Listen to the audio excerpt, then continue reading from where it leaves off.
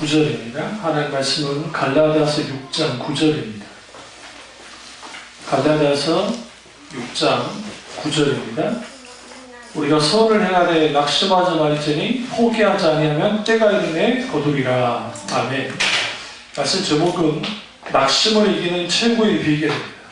낙심을 이기는 최고의 비결입니다. 마크 부캐넌이라는 작가가 있습니다. 기독교 작가인데요. 그분이 썼던 책 중에 보이지 않는 것에 눈뜨다라는 책이 있습니다. 근데 그 책에 이런 내용이 있습니다. 자, 읽어볼게요. 사탄이 자기 집에 있는 중고 용품을 팔았다. 사람들을 골탕 먹이고 위험할 때 써먹었던 도구들을 탁자에 배열해 두었다. 각각의 도구에 값이 매겨져 있는데 탐욕, 수군거림, 교만의 순서로 값이 아주 비쌌다. 그래 가장 볼품없고 퀴퀴한 냄새가 나는 낡은 물건에 비하면 아무것도 아니었다. 그것은 무엇인가 물었다. 사탄은 가장 아끼는 물건이라고 했다. 시기와 탐욕, 나태, 정욕, 심력, 교만마저 신자를 끊지 못할 때 이것은 신통하게도 재주를 부려 신자를 꼼짝 못하게 넘어뜨린다고 했다. 그것은 바로 낙심이었다. 라는 그런 글이 있습니다. 원수가 우리를 공격할 때 우리에게 가장 큰 힘을 발휘하는 게 뭐냐면 낙심이었는 거예요. 낙심.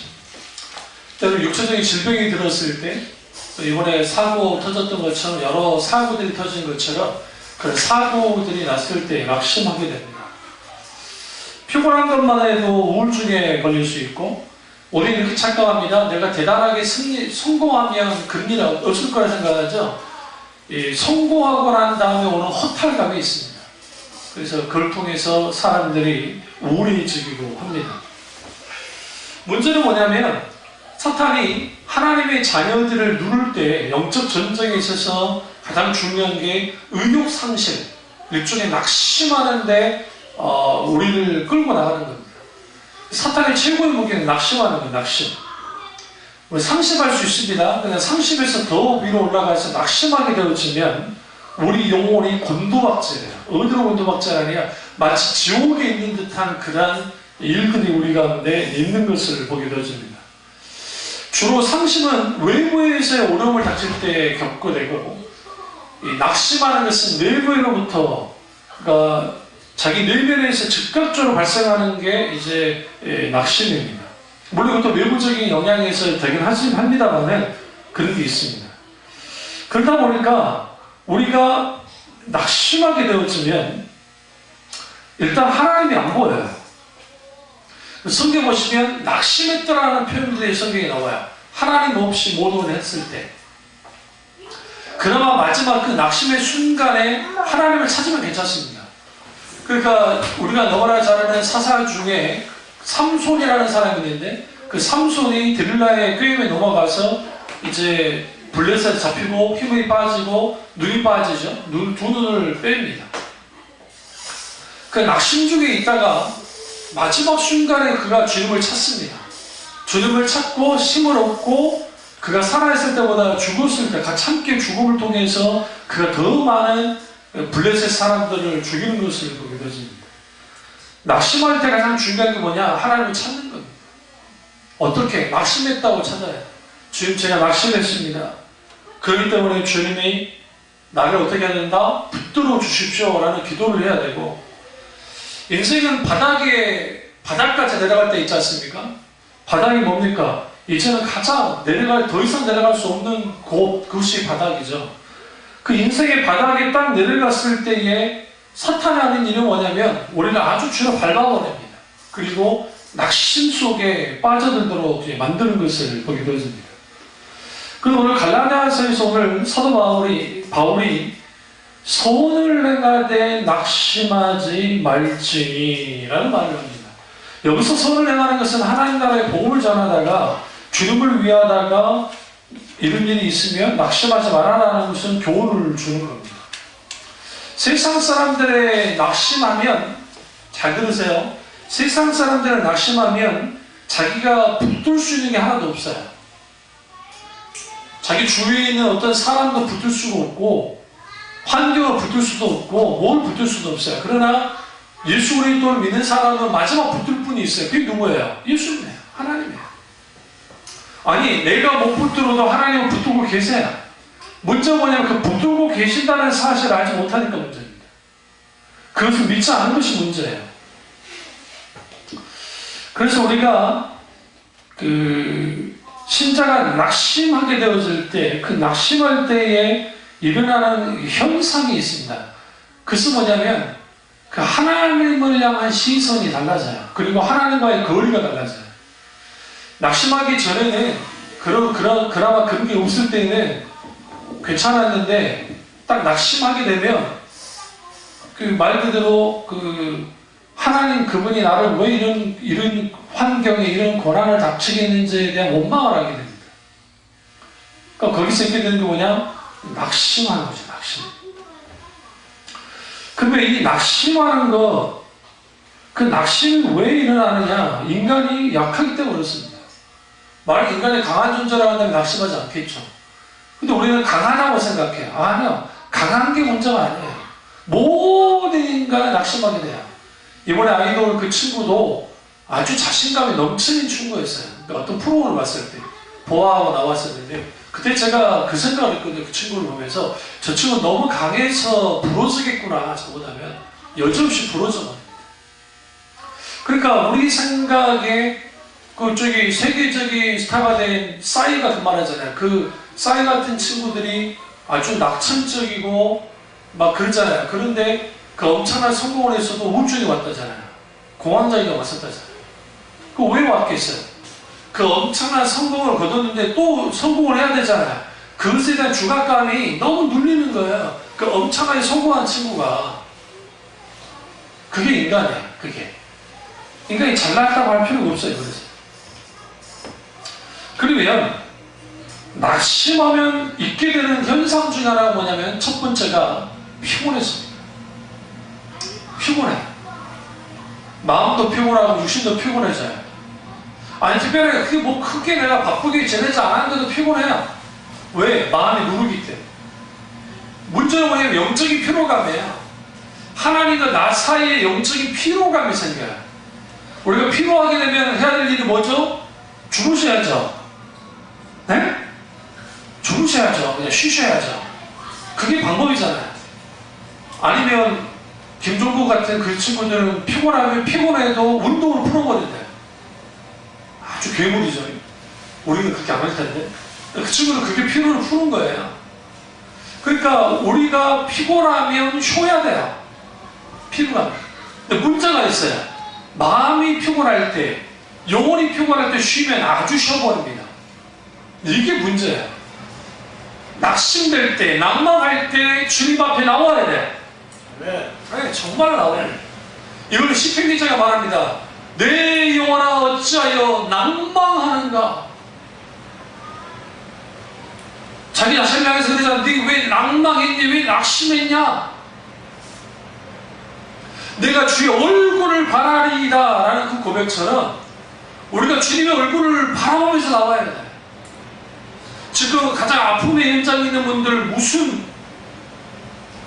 어떤 위로를 해도 위로가 안 될 거예요. 다만 세월호 가족들이 가서 만약에 지금 제천에 있는 분들에게 위로가 될 겁니다. 왜요? 그 아픔을 겪었어요. 너무 우리는 쉽게 그 친구가 글을 그렇게 써놨더만요. 그 친구가, 그 아이돌 그 친구가 너무나 사람들이 쉽게 너보다 못한 사람들이 생각하면서 살아나는 거예요. 그게 그 이론을 알겠는데 실제로 그게 되어지냐고요. 안 그러죠. 안 되죠. 내 마음을 어찌할 수 없을 때가 있어요. 원수가 하는 거예요. 뒤에서 원수가 확 눌러요. 목을 막 조여요. 사탄은 그걸 즐겨합니다. 그런데 하나님의 사람들은 공통적으로 그걸 겪었어요. 그게 사탄이 그렇게 만들어서 그럴 수도 있고, 첫 번째. 또 하나는 뭐냐면 인간이 그만큼 열악한 존재이기 때문에 그런 현상이 일어나요. 우리 속에. 안 일어나지 않아요. 우리의 타락한 이 본성이 오늘 낙심하도록 만든단 말이에요. 오늘 언제 낙심합니까? 우리가 봤을 때 이거 이러면 안 되는데 이상하게 내가 싫어하는 일들이 벌어지면 낙심하잖아요. 내가 하는 일이 자꾸 안 되면 낙심하잖아요. 내가 바라고 원하는 게 되지 않을 때 낙심하잖아요. 그런 낙심들이 있단 말이죠. 사람들로부터 받게 되어지는 비방과 멸시와 핍박이라는 것들을 우리를 낙심시킬 때가 있습니다. 그런데 그러니까 협력하여 선해 놓으신 하나님이 이런 낙심으로부터 벗어나라고 계속 말씀하십니다. 어떻게 빠져나올 것인가? 이걸 다룰 필요가 있어요. 첫 번째 현상이 뭐라고요? 피곤해진다. 피곤하니까 하나님을 향해서도 나오려 하지 않아요. 그 바보 짓이에요. 과거 우리 믿음의 선배들이 낙심하게 될 때 어쨌든 주님께 나와서 부르짖고 기도했기 때문에 살아난 거예요. 근데 오늘날의 교인들은 연약하기 짝이 없어서 낙심하는 일들이 벌어지면 주님께 나오지 않아요. 왜? 자기의 감정이 충실하기 때문에. 자기 감정에 충실한 사람들은 자기 감정이 이끈 대로 가요. 원수는 그걸 충동질해요. 야, 지금 이런 순간에 하나님께 기도해봤자 필요 없어. 기도한다고 뭐 되겠어? 안 돼. 아니요. 내가 기도가 나오지 않아도 내가 탄식을 하더라도 주님 앞에 나와야 돼. 무조건 나와야 돼. 그게 우리가 낙심으로부터 벗어나는 지름길. 합당한 길이고. 하나님은 우리가 하나님을 구할 때까지, 찾을 때까지 낙심하는 사람들을 내버려 두세요. 이상할 줄로. 그러니까 우리 하나님은 우리를 돌보실 때에 마마보이처럼 막 파파걸처럼 막 그렇게 하나님이 우리를 그렇게 키우지 않아요. 마땅히 하나님을 찾을 때까지 기다려 주십니다. 물론 아주 자빠져 넘어질 것 같으면 그때는 주님이 나서시지만 그게 아니라고 한다면 주님은 지켜보고 계세요. 왜 지켜보시느냐? 언제든지 주님께 빨리 나와야 된다는 거예요. 나와야 뭐 할 수 있기 때문에, 낙심부터 벗어날 수 있기 때문에. 우리 속에 있는 영적인 피로감은 어떠합니까? 여러분, 너무 쉬워도 피로감도 있습니다. 에? 직장 없이 빙글빙글 도는 사람들 피로감이 있습니다. 진짜로요. 마시라도 나가다녀야 돼요. 우리 권사님 지금 온몸이 쑤실 거예요. 늘 밖으로 다니시는 분이신데, 그러신 분인데 얼마나 답답하시겠어요. 물론 이제 주위에 같이 이야기 나눌 수 있는 사람이 있으니까 그러긴 하겠지만, 그렇죠. 그러니까 우리의 영적인 피로감은 교묘하게 우리에게 계속 쉬어라. 그래서 소위 말하는 여행 가면 풀릴 거야, 바닷가 보면 풀릴 거야. 안 풀려요. 순간은 풀리는데. 심리학자들 그만하잖아요. 바닷가에 가더라도 남떨어지러 가지 마라. 난 마음이 답답할 때 저기 백사장으로 가라. 백사장에서 물이 파도가 촥촥 치잖아요. 그게 그 알파파가 나오네. 알파파 소리가. 그 알파파를 들으면 아주 마음이 차분해져요. 그런데 바위를 막 치는 파도 소리를 들으면 이게 그 알파파가 아니라 다른 파가 나와가지고 사람을 막 격정을 시킨다는 거예요. 혹시 여러분 그 생각 안 드세요? 뭐 산이나 근데 갔다가 졸졸 흐르는 시냇물 같은데 딱 다리에 앉아가지고 쉬고 있으면 참 편하잖아요. 그 편한 이유가 뭐냐면 물소리가 맑게 흐르고 있고, 그리고 또 하나는 새소리, 강간의 새소리, 그 다음에 거기에 그 풀벌레 소리들, 그런 소리들을 듣다 보면 그게 편안해져요. 그게 아주. 여러분 안 해봤으면 모르지만 저는 어렸을 때 많이 해봐서 알아요. 굉장히 편안해집니다. 근데 그것도 좋아요. 좋은데 그렇다고 해서 피곤함이, 영적인 피곤함이 사라지느냐? 그렇진 않아요. 주님의 날개 안에 들어가서 쉬어야 피곤함이 사라져요. 근데 그 주님의 날개 안에 들어가려면 주님을 찾아야 돼요. 찾아야 돼.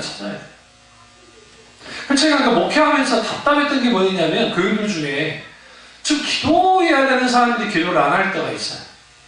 그 과정은 특별히 다른 사람보다 기도를 했어야 돼. 여전히 기도하지 않는 삶을 사니까 쪼개주고 깨뜨려주고 그냥 그게 돼버리더라고요.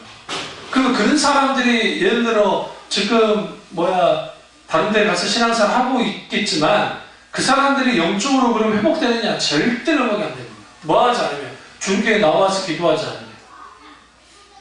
신앙의 본질에 속한 이 교회에서도 기도하지 않았는데 거기 간다고, 근데 간다고 기도하겠냐고요. 죄송한 말씀인데. 괜찮은 목사님 만나가지고 잘 양육되어져서 기도 생활 하면 괜찮겠죠. 근데 왜 그럴까 쭉 들여다보면 아주 그러니까 영적으로 우매해요. 이런 사람들이 있어요. 나 기도 안 되더라. 그거 비겁한 변명이에요. 비겁한 변명이에요. 어떻게든 주님 앞에 나오면 기도는 되게 돼 있어요. 그래서 기도의 처소로 나오라 계시가 강조하는 거예요. 기도의 처소로 나와서 계속 기도해야 돼요. 내 감정에 충실하지 말고 주님을 바라보면서 나오기 시작할 때 거기로부터 하나님의 선하신 손길이 있는 것이지 그렇지 않으면 선한 손길이 없어요. 그러면 우리가 어떻게 하면 그러면 낙심으로부터 벗어날 수 있을까? 이제 이거를 좀 계속하면 볼 필요가 있습니다. 낙심의 이유가 뭔지, 원인이 뭔지를 첫 번째 알아야 돼요. 낙심의 원인이 뭘까요? 뭐가 나를 낙심케 했을까요? 우리 스스로가 생각할 때 이게 아니라고 얘기할 때예요. 그러니까 성경에 스스로 속이지 말라라는 표현을 써요. 성경에서는. 다시 말하면 자기 본성에 넘어가는 거예요. 많은 사람들이. 어떤 사건이 어떤 일이 나를 낙심케 만드는 게 아니에요. 믿음 없음이 낙심케 만든다고요. 많은 사람들이 착각하는 게 어떤 사건에 집중해요. 그 일에 집중해. 아니요. 믿음 없음에 집중해요. 이게 믿음 없음이 원인이에요. 사실. 그렇기 때문에 우리는 뭐 해야 되냐면 낙심하는 일들이 상황이 벌어질 때 빨리 하나님께 나아가서 이것을 감당할 수 있는 믿음을 달라고 계속 기도해야 돼요. 그렇게 되어져야 그 낙심으로부터 벗어나는 거예요. 그렇지 않으면 우리는 계속적으로 뭐 하느냐 스스로 속습니다. 자기 본성에 속아나가는 거 넘어가는 거예요. 참 자신 얘기했어요. 봐봐 나는 뭐가 있겠어. 안 돼. 사탄의 강력한 무기를 사용합니다. 뭘요? 우리의 마음을 한없이 땅에 떨어졌다고 만들어요. 마음을 짓눌러버려요. 그러니까 피곤한 상태에 있게 되어지면 그나마 피곤한 상태는 괜찮은데 이 상태가 더 한 단계 나아가면 무감각한 상태에 빠져. 이게 문제예요.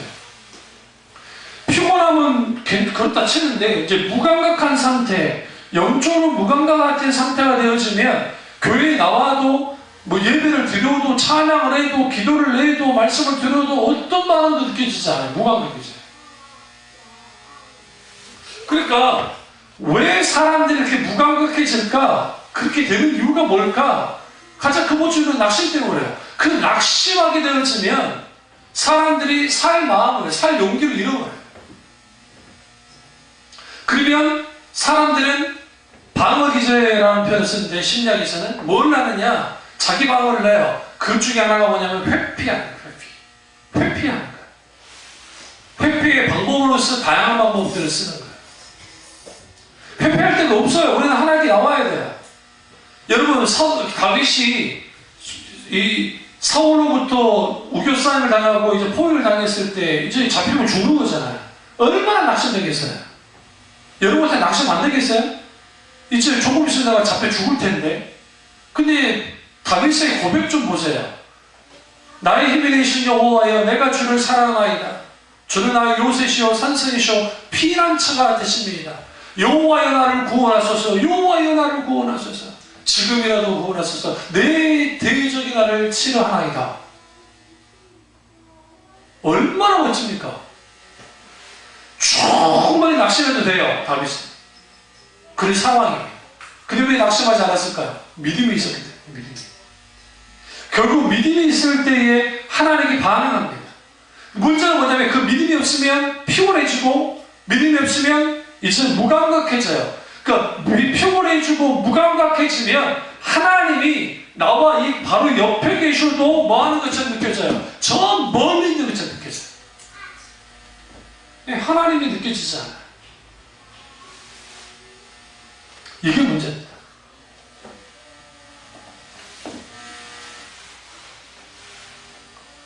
그러면 이런 것들이 왜 이렇게 벌어지는가?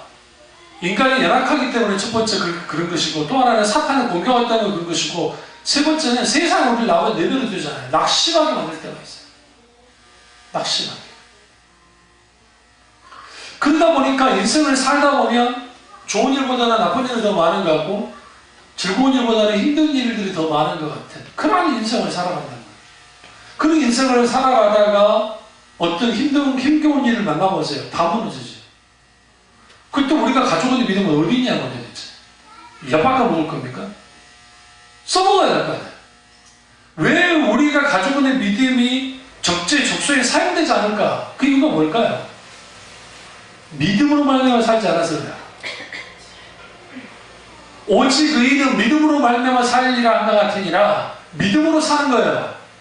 돈으로 사는 거 아니에요. 건강으로 사는 게 아니에요. 예수님에 대해서 믿음으로 사는 거예요. 근데 우리는 뭘로 살아요? 내 건강으로 살고, 돈으로 살고, 내 친구 때문에 살고, 성공 때문에 살고, 권력 때문에 살고, 돈 때문에 살고, 뭐 명예 때문에 살고, 뭐 때문에 산단 말이에요. 당연히 그런 삶을 사는 사람들이 예수를 믿는다고 할지라도 어떤 문제가 생겼을 때 믿음으로 말미암은 삶, 믿음에 의한 삶을 살아가지 않는데 어떻게 믿음의 실질적 역사가 나타나겠냐. 이거 저를 향한 말씀입니다.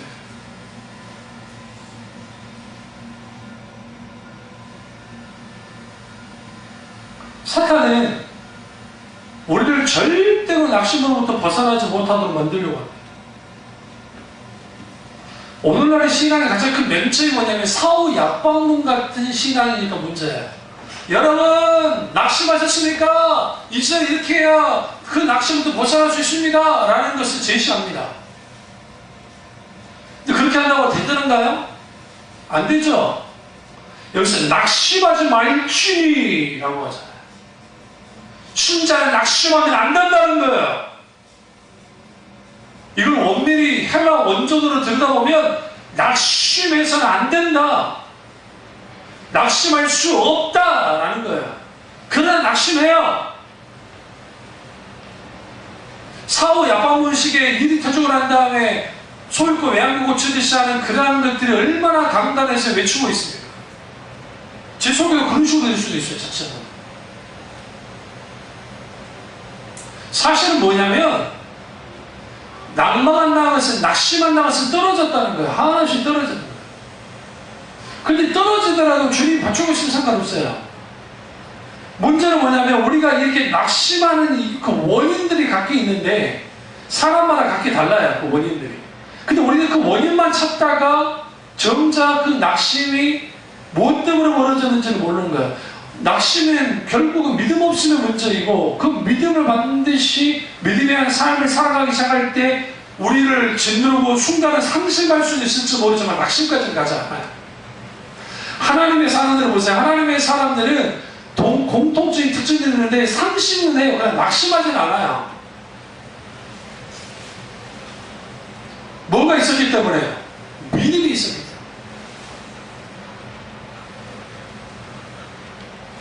사탄은 정교하게 우리를 공격합니다. 그 거짓의 아버지가 위로한답시고 스스로를 위로한답시고 스스로 그렇게 하면 자기 연민에 빠지게 만들어요. 자기 연민에 빠지게 함을 통해서 스스로가 스스로에게 가두는 거예요. 가둬지는 거예요. 사탄은 우리를 낙심이라고 하는 감옥에 우리를 다 가두기로 해요.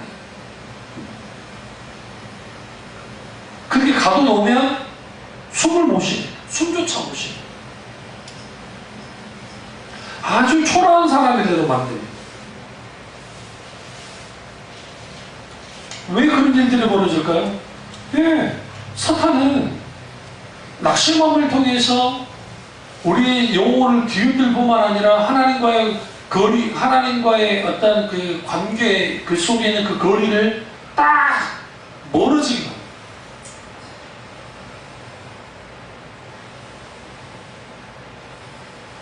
근데 여러분 역설적 은혜가 있는데 숨 쉴 수 없을 만큼 낙심됐을 때가 주님을 만날 수 있는 적기예요.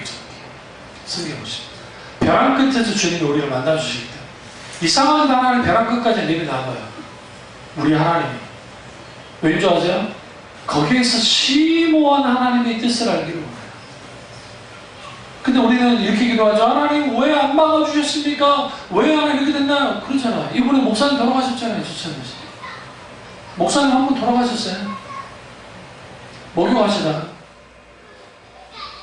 성도들이 울고불고 난리가 났죠. 그럼 우리는 이런 질문을 던지지 않겠어요? 하나님 다른 사람보다도 목사를 살려주셔야죠. 아니요. 그래서 여러분 하루하루 살아가실 때 오늘을 주님께 계속 맡겨야 돼요. 네, 하루하루를. 깨실 때 뭐 하라 했죠? 기도하라고 말씀드렸죠? 주무실 때 뭐 하라 했죠? 기도하고 주무시라 했잖아요. 그 이유가 뭘 겁니까? 뭡니까? 오늘이라고 하는 하루하루를 주님께 맡기는 삶을 살아야 돼요. 정말 허망하게 죽음을 맞이할 수 있잖아요. 그래서 우리가 주님 앞에 그렇게 기도해야 돼. 계속적으로. 그러니까 하루하루를 하나님께 내어드리는 삶을 살아갈 때, 힘들고 어려운 일들을 만날 때 넉넉히 믿음이 있게 나가기 시작해요. 물론 상심할 때 있다니까요. 그러나 낙심까지는 가지 않아요. 하나님과 저는 동떨어진 삶을 살다가 낙심할 일들이 생겼어요. 그런 일들이. 그러면 한없이 낙심해버려요. 피관적이 돼요. 피곤해버려요. 저 같은 경우는 매니저의 초기 때, 저 말은 안 했는데, 여러분, 눈부터 시작해서 어지러운 거, 가장 힘들었던 게 무기력감이에요. 그러니까 체력이 10kg 정도가 빠지고, 동시에 매니저의 그 현상 중에 하나가 이 혈액순환이 되지 않고 신진세가 되지 않기 때문에 이게 말할 수 없는 피로감과 무력감이 있어요. 겪어보세요. 제가 죽고 싶었어요, 솔직히. 죽고 싶을 만큼 그게 짓눌. 내가 뭐 표현은 하진 않지만, 목사인 나도 그 병에 의해서 뭐 어지럽고, 귀가 차는 느낌, 그건 2차적이고, 표현할 수 없는 그 무력감과 그 눌림은 상상을 초월했다. 목이 다, 목을 누가 내 목을 조르고 있는 거예요. 뭐 지금은 그러지 않으니까 뭐 생각합니다. 그때 했던 게 뭔지 아세요? 멘토되는 목사님들을 듣기 시작한 거예요. 계속 운동도 하지 마요. 충분히 듣고 찬양을 듣고 충분히 주님을 찾고 책을 읽으면서 성경을 읽으면서 쭉 하다 보면 그때 발견하는 거예요. 내가 이렇게 낙심하고 이렇게 약해진 것은 그 이유가 뭘까? 이 병이 나를 그렇게 만들기도 했겠지만 더 문제는 뭐냐면 나의 믿음 없음이에요. 무너지니까. 믿음 없음이에요. 내게 주는 믿음 달라. 주께서 내게 함께 해달라. 그 속에서 하나님 이길 수 있는 힘을 줍니다. 귀가 들을 때, 귀를 들을 때 막 이상한 소리가 막 들려서 이상하게 들릴 때가 있어요. 이게 뭐냐면 이제 난치가 오려는 징조예요. 제가 여러 번 말씀드린 적이 없어요. 집에서 나야죠. 그러니까 이런 거를 경험해본 사람 많아요. 이게 감각에서 오는 거기 때문에 이게 공포감이 있습니다. 뭐 공포감이 있냐면 저는 목사이기 때문에 설교를 해야 돼요. 설교를 해야 되면 들어야 되잖아요. 찬양도 해야 되는데 이게 잘못하면 내가 이걸 가버리면 이게 어떻게 할까? 그 공포감이 있죠. 충분히 기도하는데 하나님 걱정하지 말라는 그런 감동을 줘요. 그런데 여전히 불안함은 있어요. 왜? 증상은 계속 있어요. 그런 증상들이 있을 때와 없을 때 이제는 큰 차이가 없는 게 뭐냐면 하나님께서 하나님이 원하시는 뜻 가운데에서 그 부분을 잡고 계시면 아버지가 하실 건데 문제는 뭐냐면 우리는 연약하기 때문에 일이 일비하는 거예요. 이런 일 때문에 한번 기뻐하고 저러면 또 슬퍼하고 하는 일들이 벌어지는 거죠. 이게 문제입니다. 그러면 낙심으로부터 벗어나는 실질적인 처방이 뭘까요? 뭐 적극적 사고방식처럼 막 감사하며 살면 되는 겁니까? 막 긍정적으로 살면 낙심으로부터 벗어나는 겁니까? 그렇지 않습니다. 낙심할 때 예수 그리스도의 십자가를 붙잡아요. 그래야 해결돼요. 그러니까 모든 낙심케 하는 것들이 있게 될 때 거기에서 우리는 뭐 해야 되느냐? 십자가를 붙들어요. 예수 때 십자가 나아가야 돼요. 제가 어렸을 때 고통과 관련된 책 그리고 그 C.S. 고통의 이유라는 책들을 보시면 결국은 마지막에 갈 때에는 예수 그리스도의 십자가의 고난이에요. 그러니까 모든 낙심케 하는 거 그건 죽음이잖아요. 죽음만큼 사람을 낙심케 하는 게 어디 있어요? 생각해보세요. 그런데 그것을 이길 수 있는 힘은 십자가 외에는 없어요. 그러니까 실제로 우리가 단순히 그냥 십자가만 바라보라는 게 아니라 예수 그리스도 그분의 십자가 나의 십자가가 돼야 돼요. 기독교 수도원이 그 떼제 공동체 프랑스에 있는데요. 그 떼제 공동체에 이제 불치병에 걸리신 분들이 꽤 와요. 생애 마감 마지막을 이제 병원에서도 안 된다고 해서 와요. 그럼 그분들이 하나씩 다들 뭐가 있냐면 죽음의 공포가 있어요. 죽음의 공포가. 근데 이제 의사가 처방해 주는 것은 딱 하나예요. 그 마약 성분이 있는 진통제예요. 그러니까 그 진통제를 처방해 주고 이제 견디는 거예요. 근데 그 어떤 노부부가 오셨는데 우리 한국 분이 지금 떼제 공동체도 계세요. 그분들이 이제 글들이 제가 한번 읽은 적이 있는데 그 외국 분들인데 노부부가 왔는데 이제 남편분이 암이 걸렸어요. 그래서 이제 죽게 되는데 거기 온 이유가 뭘까요? 생을 마감하려고 그것도 있겠지만 여러 가지가 있겠죠. 근데 놀라운 걸 발견했네요. 주님을 찾고 결론은 그분은 소천하셨어요. 돌아가셨지만 그러나 그 속에서 죽음을 이기는 평안을, 그러니까 하나님 주신 놀라운 평안을 이깁니다. 그리고 생과 사가 그 예수 그리스도의 십자가와 주님의 부활 앞에서는 별 큰 문제가 아니라는 인식을 하기 시작하고, 그리고 그분들이 돌이켜요. 죄상을 헌납을 하고 하나님 앞에 감사하면서 살아요. 그러니까 지금 산티아고 순례길을 오르신 분들 중에 불치병이 걸리신 분들 중에 거기로 오른 분들이 계세요. 우리나라에는 그런 분이 계세요. 우리나라에 돌아오셔가지고 돌아가셨는데 기적을 바라고 순례길이 오르는 거죠. 우리를 낙심케 하는 것들은 너무 많습니다. 그것을 이기게 할 것은 오직 예수 그리스도의 십자가면 없습니다. 그러나 우리는 너무나도 예수 그리스도의 십자가가 무능력한 거예요. 왜 내게 무능력하냐면 그리스도의 십자가가 내게 직접적이지 않으니까, 실제적이지 않으니까.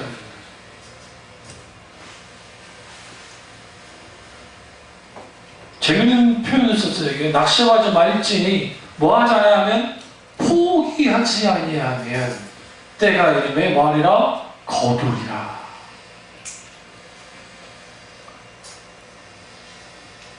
잘 들으세요. 여러분 자신이 자신을 포기할 수 있습니까? 하나님은 결코 우리를 포기하지 않아요. 분명히 그러십니다.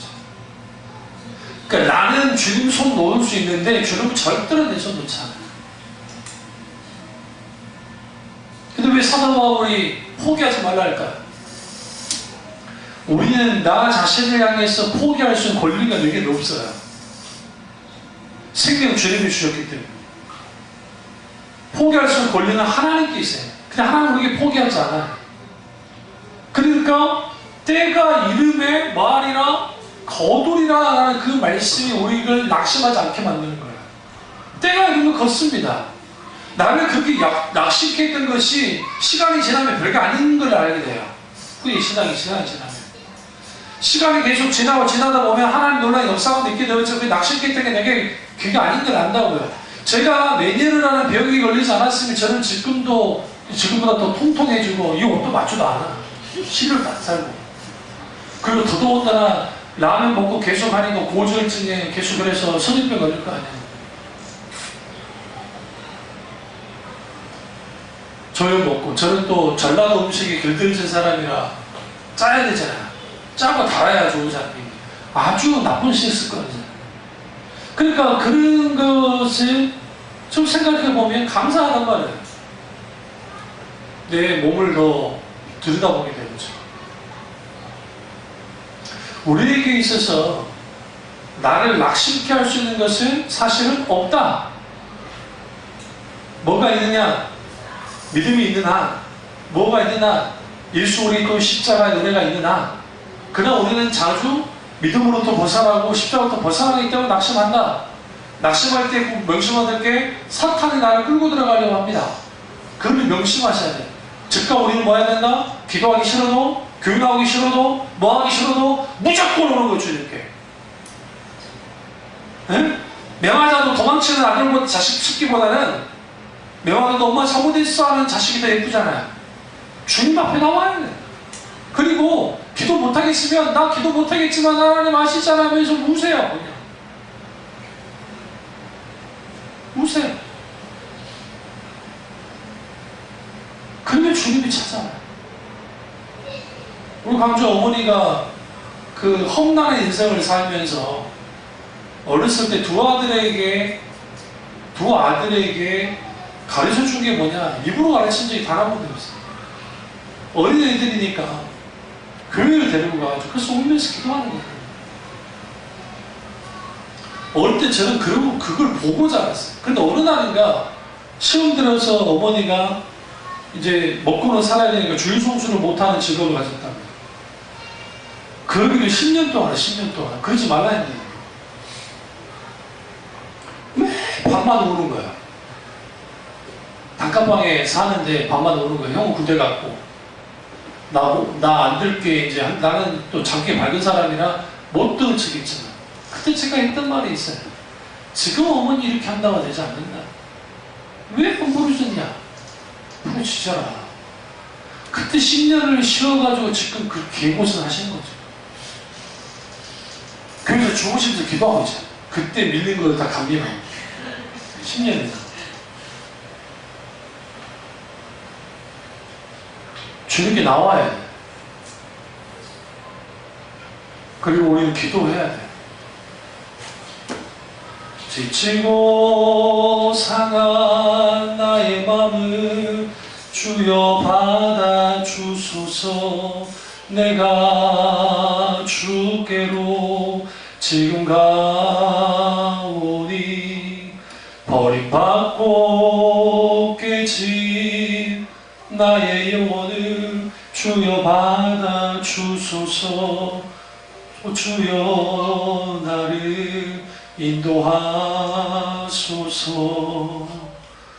험한 세상에 나 홀로 있게만 치고 오 주여 나를 인도하소서. 거친 비바람 불어올 때 나를 인도하소서. 오 주여 나를 인도하소서. 그 찬양 하나에 우리가 왜 낙심하지 말아야 되는 이유를 다 그랬습니다. 깨닫시고 낙심을 능히 이기는 참정 교훈을 내시길 주님으로 축원합니다. 기도하겠습니다. 기도하실 때